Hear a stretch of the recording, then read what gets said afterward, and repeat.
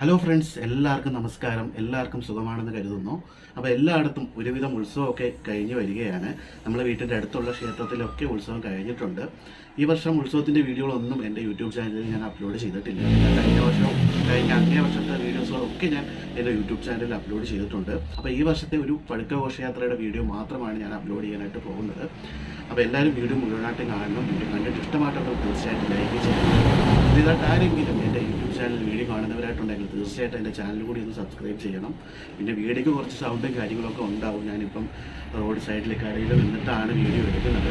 അപ്പം അതുകൊണ്ട് വീഡിയോയ്ക്ക് കുറച്ച് സൗണ്ടും കാര്യങ്ങളൊക്കെ ഉണ്ടാവും. എല്ലാവരും അതൊക്കെ ക്ഷമിച്ച് എൻ്റെ വീഡിയോയ്ക്ക് നല്ല സപ്പോർട്ട് ഉണ്ടാവണം.